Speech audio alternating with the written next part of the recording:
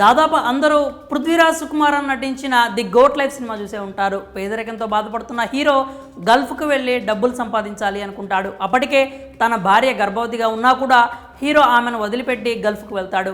ఆఫీస్లో హెల్పర్ ఉద్యోగం అని చెప్పి తీసుకెళ్లి అక్కడ ఎడారిలో ఒంటెలు గొర్రెల కాపరి ఉద్యోగం ఇస్తారు. తిరిగి తన దేశానికి వద్దామనుకుంటే అక్కడి వారు అతనిని చిత్రహింసలు పెడతారు. తినడానికి తిండి, తాగడానికి కనీసం నీళ్లు కూడా ఉండవు. అలాంటి వారి నుంచి హీరో ఎలా తప్పించుకొని వచ్చాడన్నదే ఆ మూవీ కథ. అసలు ఇప్పుడు ఈ మూవీ స్టోరీ ఎందుకు వచ్చింది అనుకుంటున్నారా? ఎందుకంటే అచ్చం ఈ సినిమాలో చూపించినట్లే సౌదీలో చిక్కుకుపోయిన ఒకరిని తెలంగాణ అధికారులు రక్షించి తిరిగి ఇండియాకి తీసుకొని వచ్చారు. ఈ రియల్ స్టోరీ ఏంటో మనం ఇప్పుడు చూద్దాం. తెలంగాణలోని నిర్మల్ జిల్లాకు చెందిన రాథోడ్ నాందేవ్ అనే వ్యక్తి పొట్టకుటి కోసం సౌదీ వెళ్ళాడు. హౌస్ కీపింగ్ ఉద్యోగం అని చెప్పి సౌదీకి తీసుకెళ్లారు. తీరా అక్కడికి వెళ్ళిన తర్వాత ఆ బాధితుడిని ఒంటెల కాపరిగా పెట్టారు.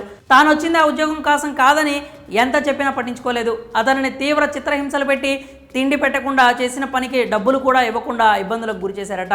దీంతో ఆ వేధింపులు తట్టుకోలేక అతను ఒక సెల్ఫీ వీడియో తీసి సోషల్ మీడియాలో పోస్ట్ చేశాడు.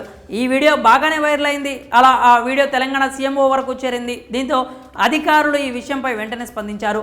దుబాయ్ అధికారులతో కాంటాక్ట్ అయ్యి రాథోడ్ నాందేవ్ను ఇండియాకు తీసుకొని వచ్చారు. నాకు చెప్పింది ఒకటి, చేయించింది ఒకటి. నన్ను చాలా వేధించారు, బాగా మోసం చేశారు. నా జీవితంలో ఇలాంటివి ఎప్పుడూ అనుభవించలేదు అంటూ బాధితుడు వాపోయాడు. ఏది ఏమైనా తరచూ ఇలా మానవ అక్రమ రవాణాలు జరుగుతూనే ఉన్నాయి. డబ్బు సంపాదిద్దామని, జీవితంలో ఓ మెట్టు ఎదుగుదామని కుటుంబాన్ని వదిలి ఇతర దేశాలకు వెళ్ళేవారు ఎంతోమంది ఉన్నారు. అలాంటి వారి అవసరాలను ఆసరాగా తీసుకునే అవకాశవాదులు కూడా ఎంతోమంది ఉన్నారు.